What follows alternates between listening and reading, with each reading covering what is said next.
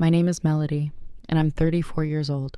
Most people would describe me as steady, dependable, the kind of woman who remembers birthdays without reminders and keeps a spare phone charger in her bag, just in case. I work in operations for a mid-sized logistics company, nothing glamorous, nothing dramatic.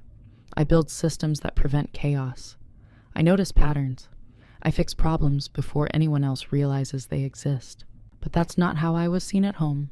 At home, I was the quiet one, the reasonable one, the one who didn't escalate, the one who understood how he gets when he's stressed. I was praised for my patience, the way some women are praised for their beauty, as if absorbing impact without flinching were a talent. There's a sentence that still echoes in my memory. You're just better at handling things. It sounds like a compliment. This story isn't about screaming matches or shattered plates. There were no bruises, no dramatic betrayals, no midnight suitcases dragged down staircases. What happened to me was slower, quieter, almost invisible from the outside.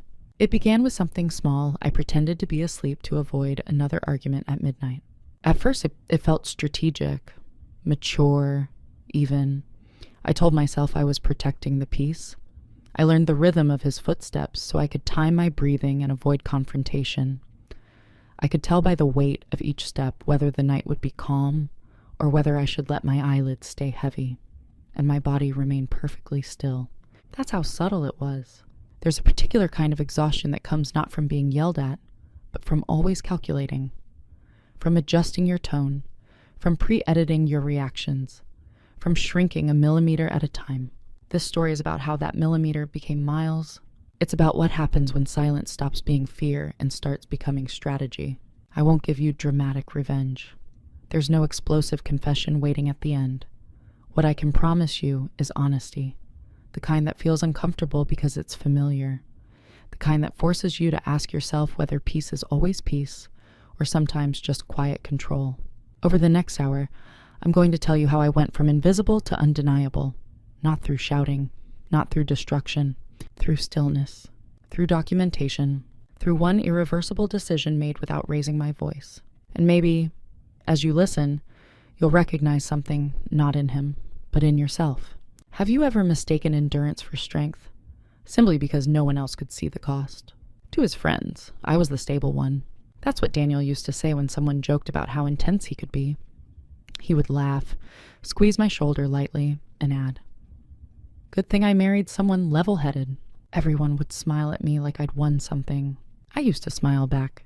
In our circle, I was the logistics brain, the one who booked trips, compared insurance plans, scheduled maintenance appointments, and remembered which friend was allergic to shellfish. When we hosted dinners, I made sure dietary restrictions were accommodated without anyone needing to announce them. When someone forgot a birthday, I had already mailed the gift. Competent, efficient, low maintenance. That was my brand. At work, those qualities earned me promotions. In my marriage, they earned me responsibility without authority. Daniel was charismatic. That's the word people use when someone fills a room before they even speak. He worked in tech sales, fast-paced, high-pressure, constantly chasing targets. When he walked through the door at night, the air shifted slightly. I could feel his mood before he said a word. At first, I saw that as intimacy. I thought it meant I knew him deeply.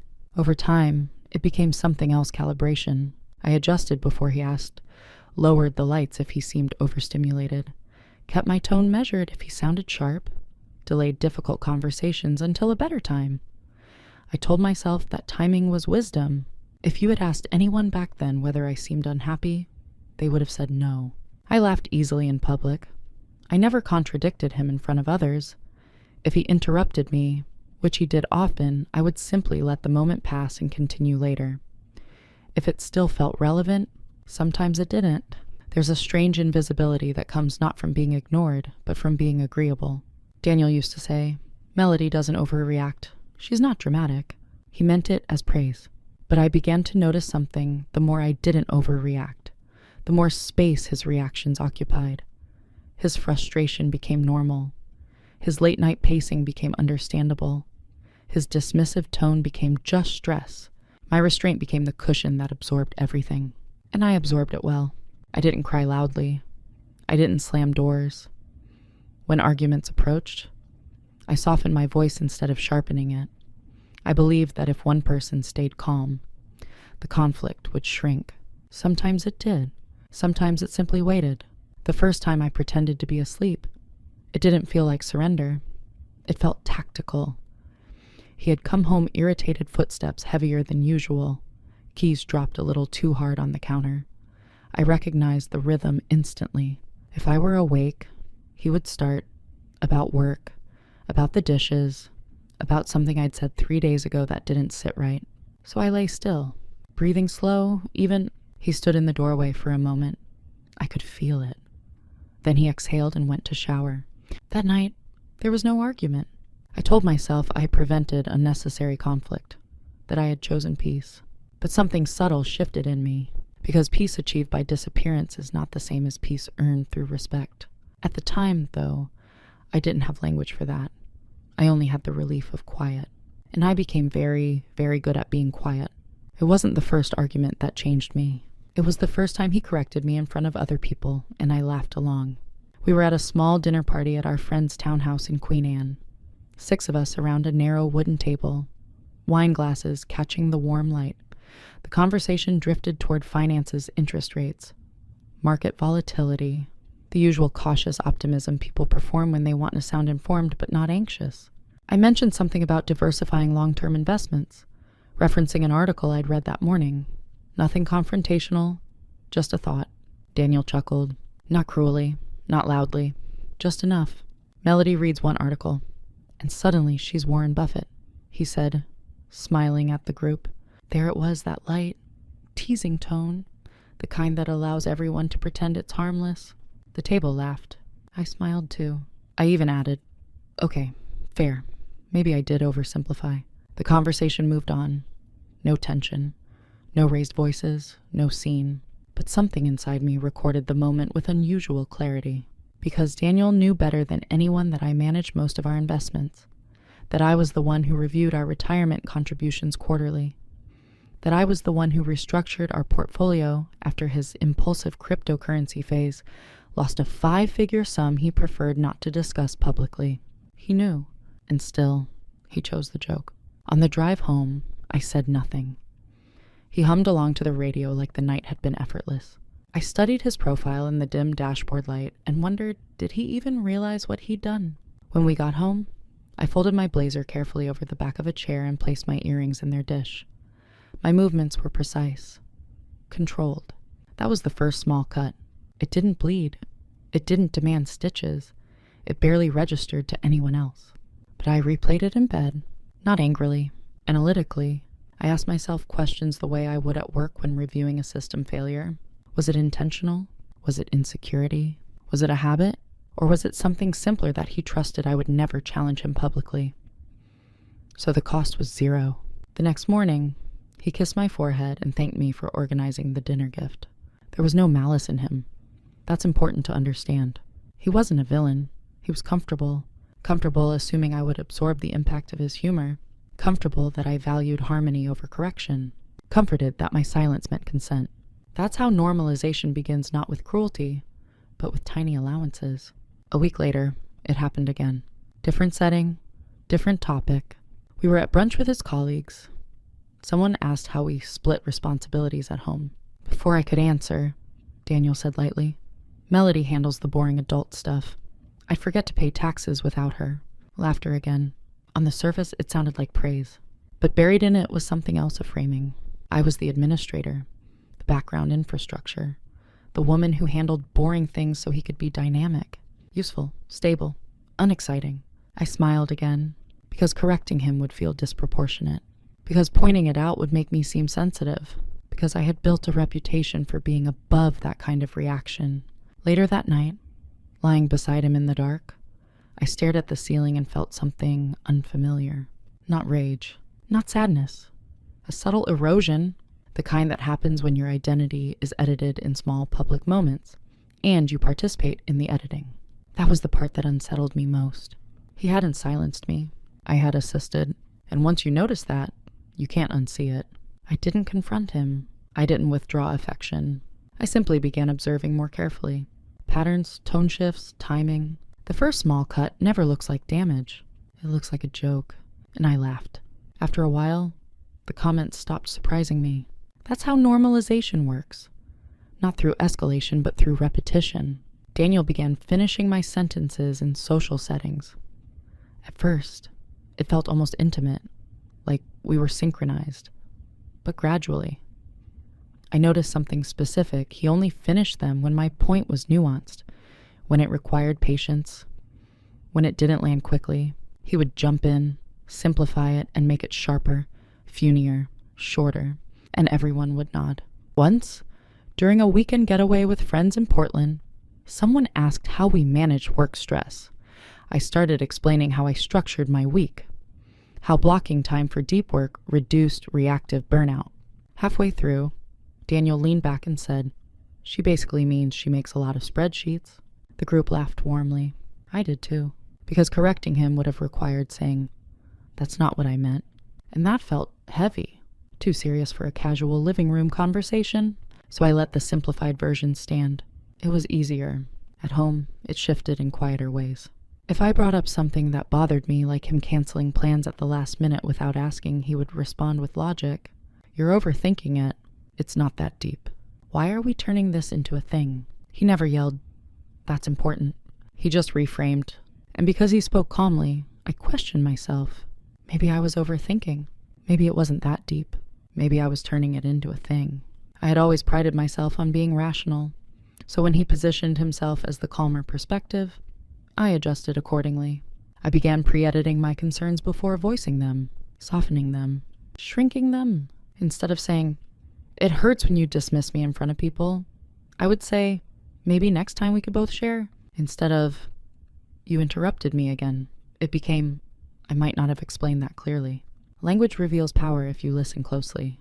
And I was listening. One night, I tried something different. We were discussing a potential home upgrade renovating the kitchen. I had researched contractors, pricing structures, and timelines. I presented my findings concisely. He skimmed the documents and said, "This feels excessive. We don't need a full analysis." There it was again, that gentle diminishment. Instead of defending the work, I asked, "What specifically feels excessive?" He blinked. It wasn't confrontational, just precise. He hesitated before answering. "I just think you're overcomplicating it." I nodded slowly. And that's when I realized something subtle but critical. The word overcomplicating appeared often when I introduced structure. Structure limited impulse. Structure required accountability. Structure meant decisions couldn't float in emotional convenience. Still, I didn't push, because I wasn't ready yet. Instead, I did what I had always done. I rationalized. He's stressed. He doesn't mean it that way. He's just more spontaneous than I am. I told myself relationships required balance. But what I didn't admit was this: the balance was consistently tipping in one direction. When he forgot something, it was human. When I objected, it was sensitive. When he joked, it was humor. When I clarified, it was intensity. And slowly, invisibly, I adapted to the narrative. I stopped offering corrections in public altogether. I stopped finishing certain thoughts. I stopped expecting him to ask for my perspective before summarizing it. Not because I agreed, because it was easier. That's the most dangerous stage, not anger. Comfort. The comfort of knowing exactly how much of yourself to show to avoid friction. Around that time, I began updating my leather planner differently. Not just appointments, not just deadlines, observations, dates, context, exact wording. Not obsessively, just accurately. If you had asked me why, I wouldn't have had a dramatic answer. I would have said it helped me think clearly. But the truth is, I was beginning to notice that memory becomes unreliable when someone repeatedly tells you you're misinterpreting things. Documentation does not. And without realizing it fully, I had started shifting from participant to witness. There's a moment in every slow unraveling where you finally see the script. Not because someone hands it to you, but because you recognize your lines. For me, it happened on a Tuesday evening in early November. Rain tapped gently against the windows, the kind that makes Seattle feel smaller and more intimate.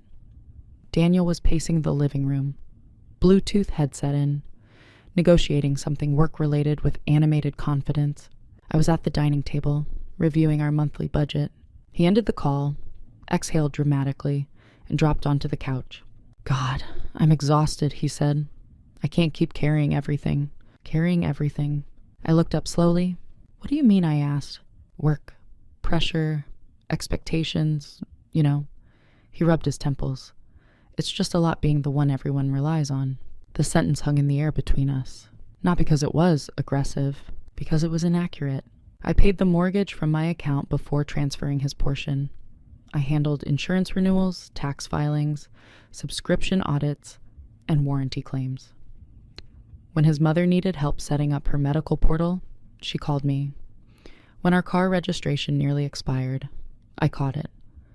When he forgot a friend's wedding gift, I ordered it under both our names. But in his internal narrative, he was the pillar, and I was support. That's when I saw the role clearly. I wasn't his equal. I was his stabilizer, the emotional shock absorber, the background processor that made his visible performance possible. He didn't see it that way. That's important. He wasn't consciously assigning me less value. He simply operated within a framework where visible pressure equaled importance.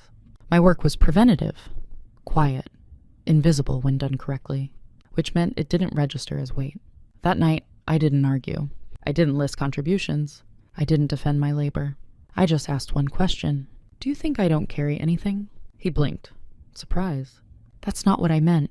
But he didn't elaborate. He didn't ask what I carried. He didn't lean in with curiosity. He simply shifted the topic to how brutal his sales quarter had been. And I listened, because listening was the role I performed best. Later, when he fell asleep, I stayed awake not pretending this time, just thinking. I replayed small moments from the past year, the way he would introduce me at networking events. This is Melody. She keeps me organized. The way he'd joke, I'd fall apart without her, but never add, she runs our financial strategy. The way disagreements are always resolved is with me adjusting, not him reflecting. I realized something sobering. I had been cast as the reasonable one, and reasonable women don't escalate. They don't demand. They absorb.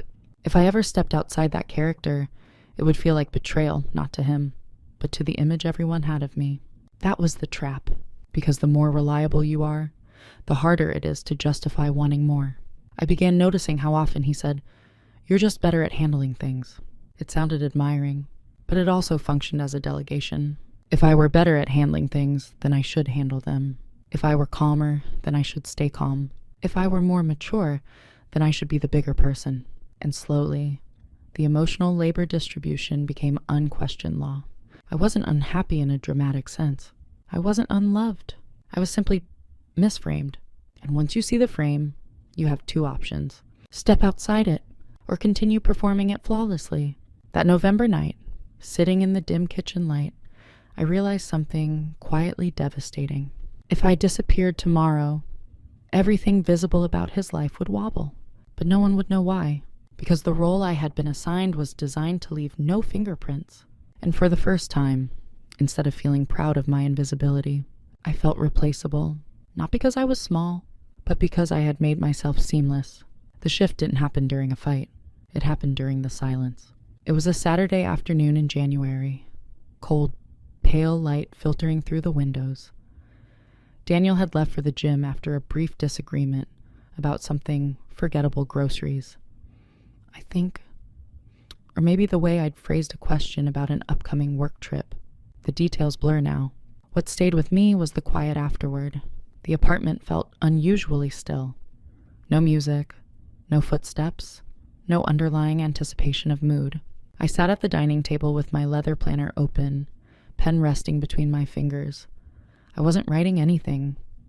I was just staring at a page filled with small, neat notes, dates, times, fragments of conversations. I began reading backward, not searching for evidence, just context. December 3rd, interrupted at dinner. Overcomplicating. December 18th, you're too sensitive. January 5th, canceled dinner with my sister. Said I was making it dramatic. There were no explosive incidents, no undeniable offenses, just a pattern. And as I traced it, something in me detached not emotionally, but structurally. I asked myself a question I'd never allowed to fully form. If nothing changes, What does this look like in 5 years? Not worse. Just continued. Me adjusting tone, me absorbing dismissals, me protecting his image in rooms where mine was softened. And I realized something precise and unsettling. I had been optimizing for harmony, not respect. Harmony can be one-sided. Respect cannot. That afternoon, I did something small. I closed the planner, and instead of planning dinner, instead of texting him to ask when he'd be home, instead of mentally rehearsing how to keep the evening light, I went for a walk. No announcement, no explanation. The air was sharp. My breath is visible. I walked past coffee shops we frequented, past couples holding hands, past familiar storefronts that suddenly felt slightly distant. For the first time in months, I wasn't calculating someone else's mood. I was simply inside my own, and what I felt wasn't anger. It was clarity. Clarity that I had been participating in a dynamic that slowly minimized me, not through cruelty, but through convenience. Clarity that I had allowed calm to become synonymous with accommodating. Clarity that if I continued reacting within the same emotional framework, nothing would fundamentally shift, because I was too predictable, too reasonable, too forgiving. When I returned home, Daniel was back, showered, and relaxed. "Hey," he said casually. "Where'd you go?" "Out," I replied. He waited for elaboration. I didn't provide it. That was the first deviation from the script. He studied me for a second longer than usual, then nodded and turned back to his phone. It was subtle, but I felt it. The dynamic relies on responsiveness, on emotional availability, on the assurance that you will fill the silence. That night, when he began recounting his gym conversation with unnecessary intensity, I didn't counterbalance it with curiosity. I listened, but I didn't overengage. When he made a small dismissive joke about my spreadsheet brain, I didn't laugh. I didn't confront him either. I simply let the joke fall flat. He glanced at me briefly, and in that glance, I saw something new. Uncertainty, not fear, not guilt, just recalibration. Because when a system shifts even slightly, the other participant feels it. That was the day something changed. Not in him, in me. I stopped trying to prove I was reasonable. I stopped trying to earn softness. I stopped trying to maintain an image of effortless patience. Instead, I began observing from a different position, not beneath the frame, not inside it, but slightly outside. And once you move outside the frame, even by an inch, you begin to see where its edges end. After that January afternoon, my silence changed texture. Before, it had been preventative, protective, almost reflexive. Now, it was intentional. There's a difference between not speaking because you're afraid of conflict and not speaking because you're collecting information. Daniel noticed the shift before he understood it. The first time it disrupted him was small. We were getting ready for dinner with his colleagues. I wore a navy dress I hadn't worn in a while, structured, minimal, sharp at the shoulders. I felt composed in it. He glanced at me and said, "You look intense." Going for the corporate assassin vibe? It was delivered playfully. Before, I would have laughed and softened it. Maybe changed shoes. Maybe added a brighter lipstick to appear lighter. This time, I just looked at him. "Do I asked calmly. No smile. No irritation. Just eye contact. He hesitated. "I mean, it's not a bad thing," he added quickly. I nodded once and returned to fastening my earrings. I didn't adjust the outfit. I didn't explain. The dress stayed. At dinner, I spoke when I wanted to. I didn't overcompensate. I didn't shrink explanations to avoid interruption. When he cut in once, I paused, not yielding, not challenging, just paused long enough that the interruption felt visible. Then I finished my sentence, no edge in my tone, just completion. Later that night, in bed, he said, "You've been different lately." Different. I turned off the lamp before answering. "How?" He shifted slightly. "I don't know. Quieter." That almost made me smile in the dark. Quieter. As if I hadn't built my identity around that very word. "I've always been quiet," I said evenly. He didn't respond, but I could feel him thinking. Silence unsettles people when they're used to it cushioning them. I stopped explaining my moods preemptively. If I was focused, I stayed focused. If I was tired, I didn't apologize for it. If he vented about work, I listened, but I no longer performed emotional enthusiasm to amplify his stories. I gave him presence, not performance. He began testing the space. Small provocations, harmless on the surface. "You're overanalyzing again. "You're being cold. Why are you acting distant?" Each time, I responded the same way. Measured, "Am I?" Or, "That's not how I see it." No elaboration unless necessary. The absence of defensiveness changed the energy entirely, because defensiveness feeds narrative. It gives someone friction to push against. Calm detachment gives them nothing. One night, close to midnight, I heard his footsteps in the hallway again, that familiar rhythm I had memorized months ago. Heavy, restless. The precursor to a conversation I hadn't agreed to have. Old reflexes whispered, "Pretend to be asleep. Avoid, diffuse." But I didn't move. I didn't brace either. When he entered the bedroom, I was awake, reading. He stood there for a second, perhaps expecting stillness. "You're up," he said. "Yes." He lingered. I waited. There's power in waiting. Finally, he said, "Can we talk?" In the past, that sentence carried a charge. I would mentally prepare, soften my posture, and anticipate defense. This time, I closed my book calmly. "About what?" He began describing something that had frustrated him earlier, a tone someone used, a perceived slight. I listened without nodding excessively, without absorbing the emotional weight as my responsibility. When he paused, I said, "That sounds frustrating," and stopped there. No fixing, no reframing, no emotional labor beyond acknowledgement. The conversation ended sooner than usual. He seemed unsatisfied, because I hadn't taken the energy from him. I hadn't neutralized it. I had simply let it exist. That's when I understood something fundamental. My silence had always been mistaken for weakness, because it was reactive. Now that it was deliberate, it felt different even to him. Silence can be surrender, or it can be positioning, and I had stopped surrendering. What he didn't realize yet was this. When a woman stops arguing, it doesn't always mean she's giving up. Sometimes it means she's deciding, quietly, carefully, irreversibly. When people think of preparation, they imagine dramatic meetings, secret phone calls, whispered strategies behind closed doors. Mine looked like routine. That was the beauty of it. Nothing about my behavior appeared urgent. I still went to work, still hosted dinners, still remembered birthdays. If anything, I became more efficient, but internally, I had shifted into assessment mode. At the office, I had always been known for process mapping, identifying vulnerabilities before they became crises. I began applying that same skill to my life, not emotionally, structurally. First, I reviewed our finances with fresh eyes, not as a partner assuming permanence, but as an individual evaluating options. I already managed our accounts, so accessing information required no drama. I simply reorganized it. I noted which assets were jointly held, which were in my name, which debts existed, what liquidity looked like, not to weaponize, to understand. Clarity reduces fear. I began increasing my personal savings allocation by a small, unnoticeable percentage, not enough to trigger questions, just enough to create breathing room over time. At work, I accepted a leadership development opportunity I had previously declined because it required occasional travel. Daniel had once described the idea as disruptive to our rhythm.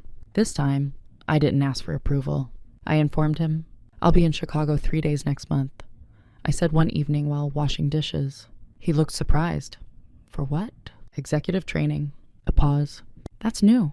"It is." I let the statement stand. He nodded slowly, recalibrating again. The more I stopped negotiating my growth, the more he seemed unsure how to position himself. Meanwhile, I began documenting interactions more intentionally, not obsessively, not maliciously, just factually. Date, context, exact phrasing. It wasn't about building a case. It was about protecting memory. There's something destabilizing about being told repeatedly that you're misinterpreting events. Over time, you begin to doubt your emotional compass. Documentation anchors it. One evening, while organizing digital files, I came across an email exchange from months earlier. Daniel had made a financial commitment without consulting me, something small, but symbolic. When I had expressed concern at the time, he'd responded, "You're making it bigger than it is." Reading the original messages now, without his voice attached, I noticed something subtle. I hadn't overreacted. I had asked reasonable questions. The distortion hadn't been in my tone. It had been in the framing. That realization didn't make me angry. It made me precise. Precision is colder than anger. Around this time, I also began speaking less about my internal thoughts. not to be secretive, but to observe. What did he notice when I withdrew commentary? What did he ignore? Patterns emerged quickly. He noticed when I stopped managing social calendars. He noticed when I didn't remind him about deadlines. He noticed when I didn't smooth over minor tensions with his family. He did not notice when I stopped sharing vulnerabilities. He did not notice when I stopped seeking reassurance. He did not notice when I emotionally detached. That asymmetry told me everything. One night, while updating my planner, I wrote something different across the top of the page. If I stay, what must change if I leave? What must be ready? It was the first time I allowed both possibilities to coexist on paper. And instead of feeling panic, I felt grounded. Preparation isn't loud. It's administrative. It's legal consultations booked under financial planning. It's understanding tenancy laws in your state. It's researching timelines without announcing intention. I wasn't plotting revenge. I was assessing viability. Because once you realize you've been participating in your own minimization, the question is no longer, why is he like this? It becomes, what am I willing to continue tolerating? Daniel began sensing distance more clearly then. You feel far away, he said one Sunday morning. I looked at him over my coffee. I'm right here. And technically, I was physically present, functionally engaged, but emotionally, I was no longer inside the frame he had assigned me. I was studying the architecture of it and quietly evaluating the exits. What they never noticed about quiet women is this. When we stop arguing, we start planning. And planning is rarely impulsive. It is patient, layered, and very, very difficult to reverse. The moment of leverage didn't arrive like a thunderclap. It arrived as a spreadsheet. It was late February. Rain again, Seattle's familiar gray, pressing gently against the windows. Daniel was out at a client dinner. I was at the dining table with my laptop open, reviewing our shared financial dashboard. I wasn't searching for a scandal. I was auditing, not because I suspected infidelity or secret accounts, because clarity had become a habit. That's when I noticed something. Over the past 18 months, my salary increases, and bonuses had quietly shifted the balance of our financial structure. The mortgage was auto-drafted from my account. The emergency fund was funded primarily by my transfers. Our retirement growth had accelerated because of my adjusted allocations. On paper, we were a team. In structure, I was the anchor. And yet socially, emotionally, he was positioned as the pillar. That wasn't resentment speaking. It was math. I opened a second document and ran projections. If we separated assets cleanly, what would that look like if I retained the apartment under current market conditions? Could I refinance independently? What would my monthly liquidity be without absorbing his discretionary spending patterns? The numbers were calm, stable, possible. I sat back in my chair and felt something I hadn't felt in months. Not anger, not fear, autonomy. The narrative I had internalized that leaving would be chaotic, destabilizing, dramatic began to fracture quietly. Because structurally, I wasn't dependent. Emotionally, I had been positioned as supportive. Financially, I was sovereign. That was the private reveal. Not that he was failing me, but I no longer needed him to validate my contribution. And more importantly, I no longer needed him to survive. That realization didn't come with celebration. There was no triumphant music in my head, no surge of adrenaline, just stillness, the kind that settles when a decision becomes viable. Later that week, another layer revealed itself. We attended a networking event downtown. Polished floors, glass walls, curated conversations. Daniel was animated, charismatic, introducing me with his usual line, "This is Melody, she keeps me organized." This time, something subtle shifted in my perception. He wasn't diminishing me intentionally. He genuinely believed that was my defining trait. And that clarity removed the last illusion I'd been holding on to that one day he would spontaneously see me differently. People rarely reframe what benefits them. Not maliciously, just comfortably. During one conversation, a woman asked about my role at work. Before Daniel could answer for me, I responded directly. I oversee operational strategy and risk management for our regional distribution network. I didn't simplify it. I didn't soften it. I held her gaze. She looked impressed, curious, asked follow-up questions. Daniel stood beside me, quiet, not interrupting, not correcting, just observing. In that moment, I saw it clearly.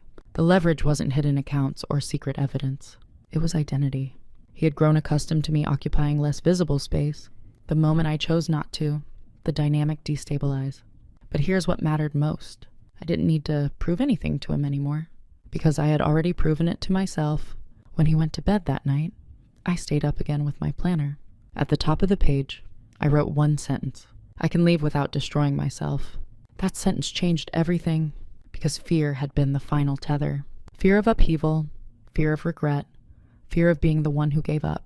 But when the numbers aligned with my internal clarity, the fear softened into strategy. I wasn't reacting anymore. I was evaluating timelines. There's a quiet power in knowing you don't have to fight for space. You can simply withdraw your participation. And once I understood that I had options, not emotional fantasies, but real structural options, the relationship shifted from something I endured to something I was consciously choosing. And when choice enters the equation, tolerance decreases. Not dramatically, not loudly, but decisively. The private reveal wasn't about discovering his weakness. It was about discovering my independence. And independence doesn't argue. It calculates. There's a quiet cruelty in prolonged clarity.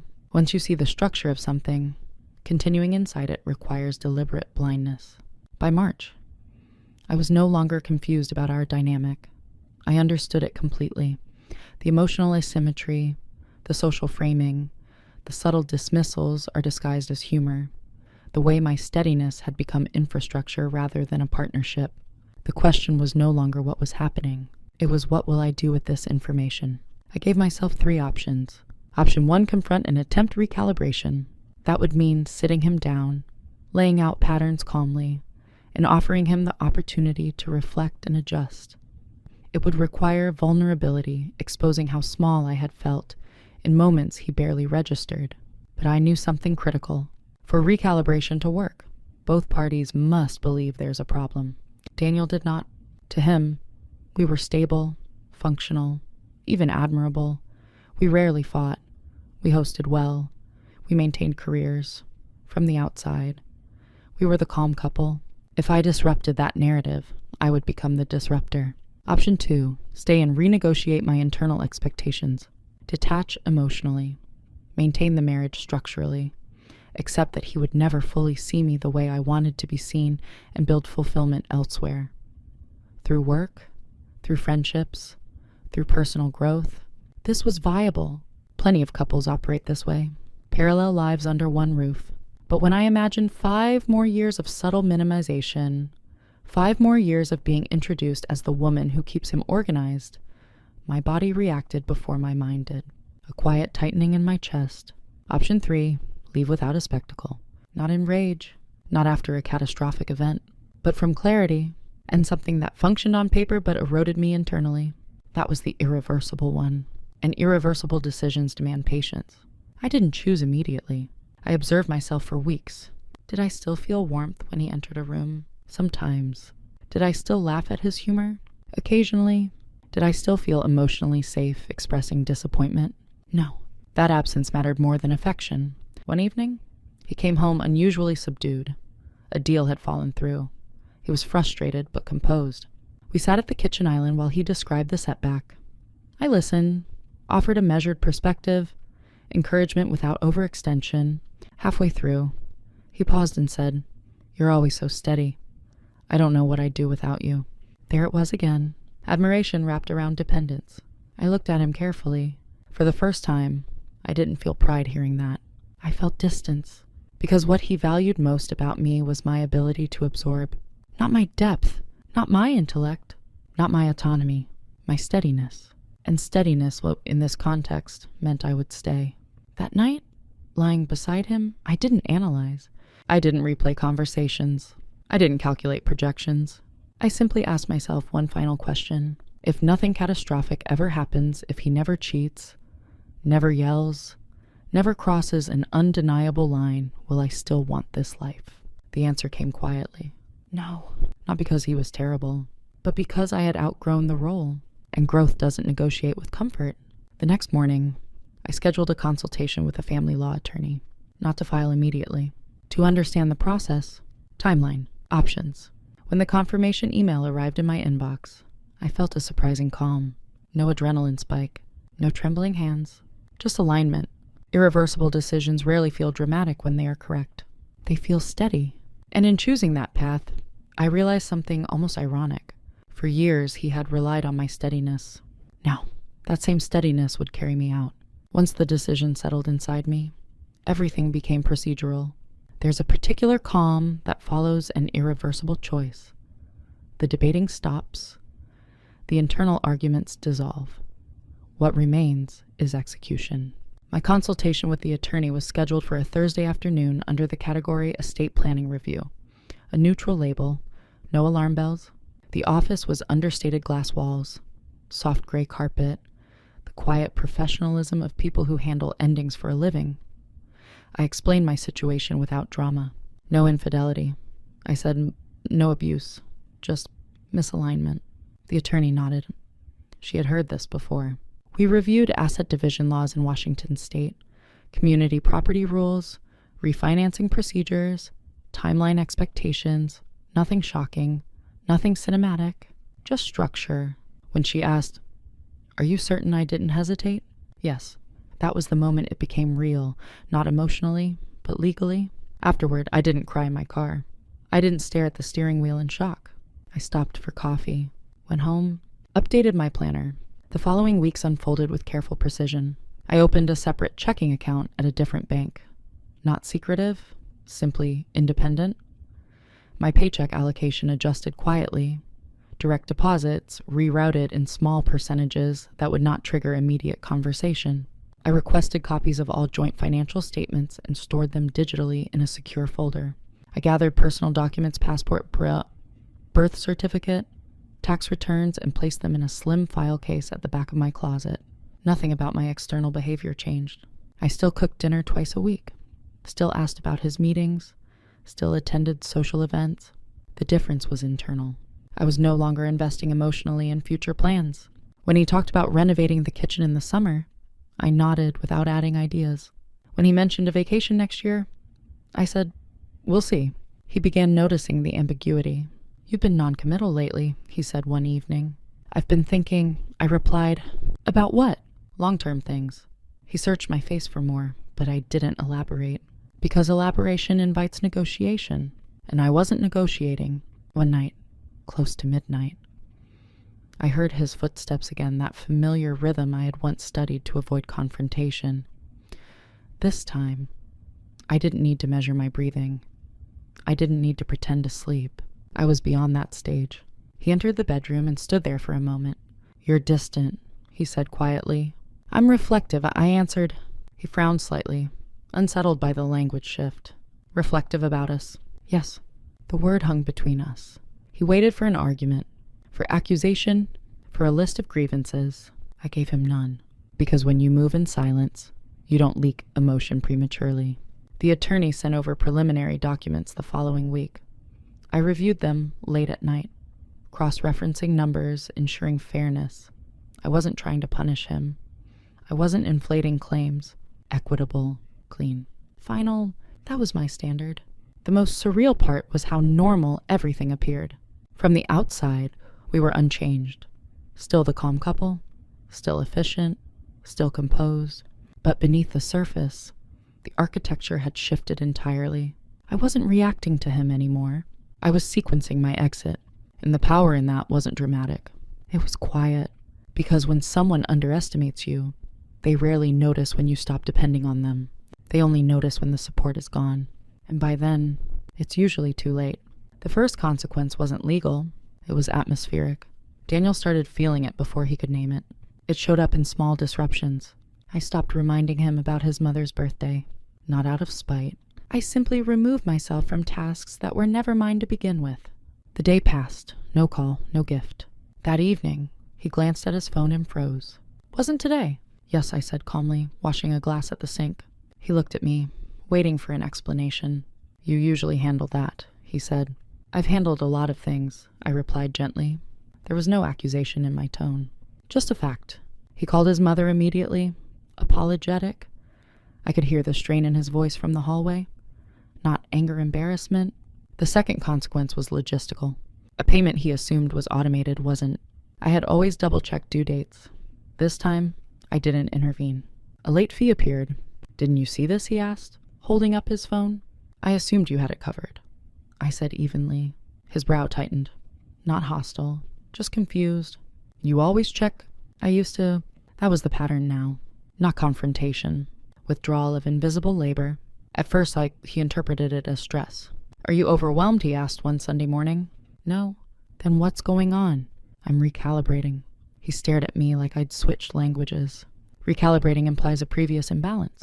He felt it, but he still didn't understand its origin. Socially, things shifted too. At a small dinner with friends, someone asked about an upcoming group trip.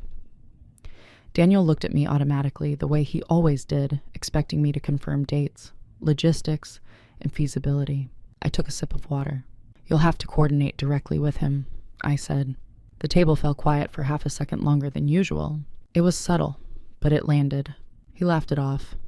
Guess I'm on admin duty now. But beneath the humor was something unfamiliar in his eyes. Uncertainty, because competence had always been my territory. And when I stopped performing it for him, the vacuum was visible. At home, he began initiating more conversations. Not arguments. Probes. Are you unhappy? Did I do something? Why does it feel like you're pulling away? Each question carried a different tone. Curiosity, frustration, fear. I answered carefully. I've been thinking about what I want long term. And I'm still thinking. That answer unsettled him more than anger would have. Anger can be debated. Thinking cannot. The third consequence was emotional. He started trying. Small gestures. Flowers on Friday. An unexpected dinner reservation. Compliments delivered with slightly more intention. You've been killing it at work lately, he said one evening. I know, I replied softly. Not dismissive, just self-assured. He watched me more closely after that, as if searching for the version of me he recognized. The responsive one, the reassuring one, the endlessly steady one.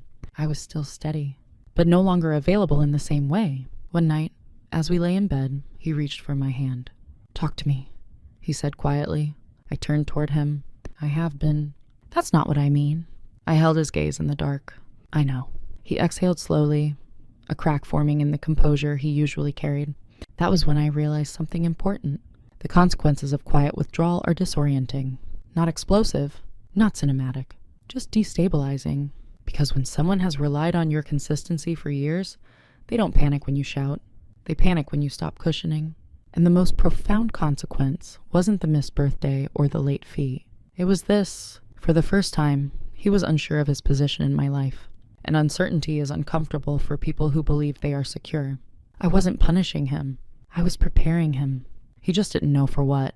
Panic rarely arrives as shouting. It arrives as an urgency. By April, Daniel's composure had thinned. Not dramatically. Just enough for me to see it. He started coming home earlier. Started putting his phone face down on the counter. Started asking more pointed questions. Are we okay? Did something happen? Why does it feel like you're already gone? That last one was the closest he'd come to accuracy. One evening, he suggested couples therapy. It was the first time he had ever proposed outside help. We should talk to someone, he said, sitting across from me at the kitchen table. If there's something wrong, I want to fix it. Fix it. The words landed gently, but they were heavy. Months ago, I would have felt relief hearing that. Validation, hope. Now, I felt something else. Distance. I appreciate that, I said calmly. But therapy works best when both people see the problem early. His jaw tightened slightly. So you think it's too late? I didn't answer immediately. Because honesty, at this stage, needed precision, not cruelty. I think I've been adjusting for a long time. I said, quietly, and I didn't know his voice was softer now. Not defensive, wounded. No. He leaned back in his chair, running a hand through his hair. Why didn't you say something? There it was. The question that always sounds simple in hindsight. I met his eyes. I did, just not loudly. Silence stretched between us. This wasn't a dramatic confrontation. No raised voices, no accusations flying across the room, just two people sitting inside the truth. Too late. Over the next few weeks, he tried harder. More compliments. More attentiveness. He interrupted me less in public. He deferred to me intentionally in conversations, almost exaggeratedly. And Melody handles our investments, he said proudly at one dinner, as if correcting history in real time. I noticed the effort, But effort born from fear feels different than effort born from understanding. It felt reactive, not transformative. One night, close to midnight, he reached for me again in the dark. "Tell me what to do," he whispered.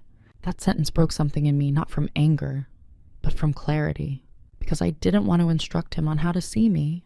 I didn't want to design the version of him that respected me. Respect that must be coached isn't respect. It's compliance, and compliance fades once urgency does. I turned slightly toward him. "It's not about what you do next," I said softly. "Then what is it about?" "It's about what we've been." The room felt still. He understood more in that moment than he had in months. "You're serious," he said quietly. "Yes." The panic was no longer subtle then. It showed in the way he moved through the apartment the next morning, restless, distracted. The way he texted me midday, "Can we talk tonight?" The way he lingered in doorways as if proximity might change trajectory. But the decision inside me had already hardened into structure. I had met with the attorney again. Documents were ready. All that remained was timing. The cruelest part about delayed realization is this. By the time one person wakes up, the other has already walked miles ahead. He wanted to fix what he had just recognized.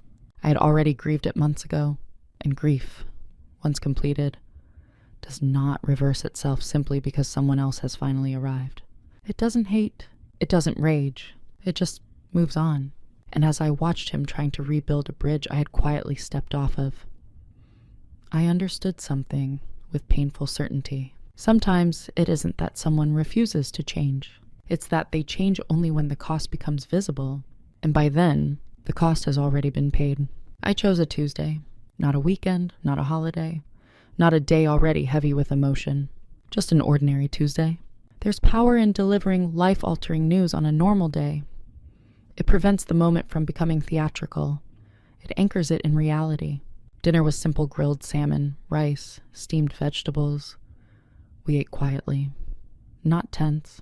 Just aware. After we cleared the plates, I placed a slim folder on the kitchen island between us. He looked at it, then at me. "What's that?" he asked.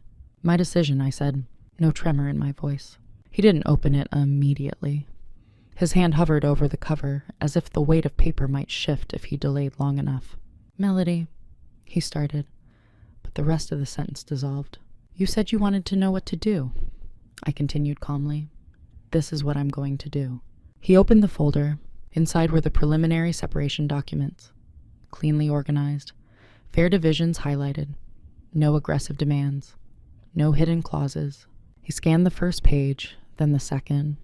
His breathing changed subtle, but audible. "You already filed?" he asked quietly. "Not yet. These are drafts. I wanted you to see them first." First his eyes lifted to mine. "You've been planning this for how long?" "Long enough to be certain." The room didn't erupt. There was no shouting, no accusations, just a slow realization settling over him like heavy fog. "I thought we were working on it," he said. "We were reacting," I corrected gently. "Working requires awareness earlier than this." He swallowed. "Why didn't you fight harder?" That question almost made me smile, not out of amusement, but recognition. "I did," I said softly. "Just not in ways you recognized as fighting." He sat down heavily on the stool. "You never screamed. You never threatened to leave." I didn't want to scream. I replied, "I wanted to be heard." Silence again. He ran his hands over his face. "Is there anything I can say right now that changes this?" I took a breath, not to steady myself, but to choose clarity. "No." The finality in that word was not sharp. It was smooth. That's what startled him most. He searched my face for anger, for resentment, for some emotional edge he could push against. There was none. "I love you," he said, almost reflexively. "I know," I answered. "And you're still leaving?" "Yes." That's the part people misunderstand about quiet departures. Love isn't always the deciding factor. Respect is. Alignment is. Safety in being fully seen is. "I didn't realize," he whispered. "I know." No sarcasm. Just truth. He leaned back, staring at the ceiling as if answers might be written there. "I thought you were just steady." "I am," I said. "And this is what steady looks like when it decides." That sentence lingered, because for years, my steadiness had been interpreted as tolerance. Now, it was a resolution. We sat there for a long time without speaking. No dramatic exits. No slammed doors. Eventually, He asked logistical questions, timelines, living arrangements, finances. I answered each one clearly. I had already thought through them. He noticed that. "You've planned everything," he said quietly. Yes, not to trap him, not to win, but to leave cleanly. The confrontation lasted less than an hour, but it marked the end of something that had been unraveling for far longer. As I stood to go upstairs, he said one last thing. "I never meant to make you feel small." I paused at the staircase. "I know," I replied, and that was the truth. Intent does not erase impact, and understanding that difference is what allowed me to leave without heat, without hatred, without needing him to be the villain. Because the most powerful exits don't require raised voices. They require certainty. And I had that. I moved into a smaller apartment 3 months later, still in Seattle, still close enough to the water that I could smell salt in the air on certain mornings. The space wasn't extravagant. It didn't need to be. It was mine, every object placed intentionally, every drawer organized according to my logic alone. The first night I slept there, I noticed something almost startling. Silence. Not the kind I used to engineer by controlling my breathing. Not the kind that felt like a fragile ceasefire. This silence was neutral. I didn't have to anticipate footsteps. I didn't have to measure tone. I didn't have to decide whether a conversation was worth the emotional calibration it would require. I simply existed. People asked me if I was angry. I wasn't. They asked if I regretted it. I didn't.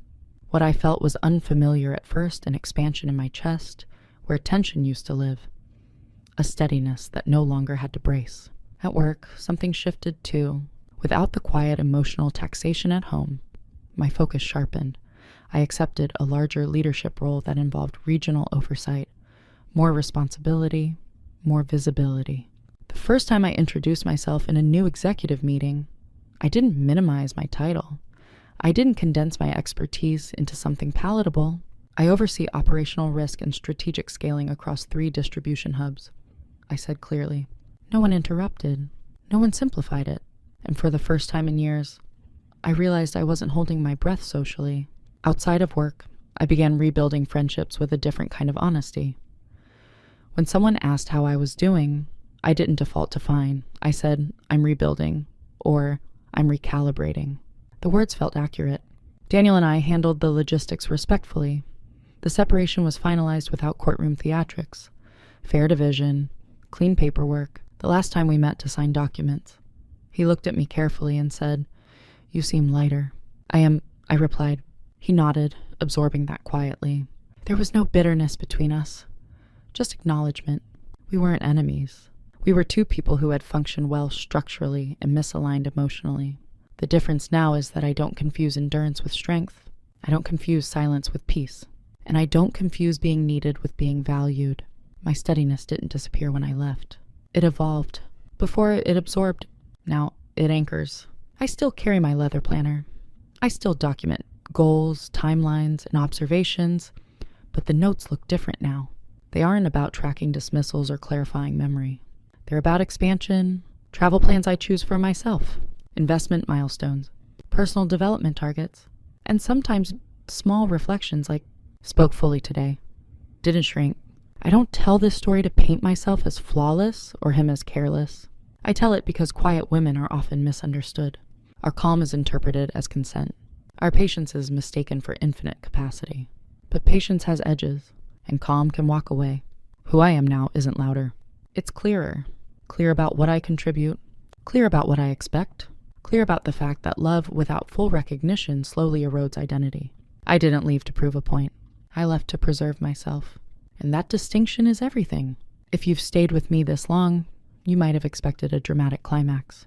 A confession, a betrayal, a final explosive argument where everything shattered loudly and cleanly. That's not what happened. What happened was slower, quieter, more common than most people admit. No one cheated. No one screamed. No one slammed doors at midnight. Instead, I slowly disappeared inside a role that looked admirable from the outside. And then I quietly stepped out of it. The moral of my story isn't that you should leave at the first sign of disrespect. It's not that relationships are fragile. And it's definitely not that silence is always strength. The real lesson is this. Pay attention to patterns, not moments. A single joke is nothing. A single interruption is forgettable. A single dismissal can be misread. But repetition forms architecture, and architecture shapes identity. If you constantly adjust your tone, your timing, your personality just to maintain peace, ask yourself whether that peace is mutual. If you are praised mostly for being understanding, easy, or low maintenance, ask yourself who benefits most from that description. If you feel more relief avoiding conflict than confidence resolving it, pause. Because endurance feels noble, but erosion is silent. I don't hate Daniel. I don't think he was cruel. I think he was comfortable, and comfort can blind people to imbalance, especially when the imbalance works in their favor. What saved me wasn't rage. It was documentation, reflection, and the willingness to imagine a future where I was fully visible. Quiet dominance isn't about control. It's about clarity. It's knowing that you can stay, but you don't have to. It's leaving without destroying the other person, because your goal isn't revenge.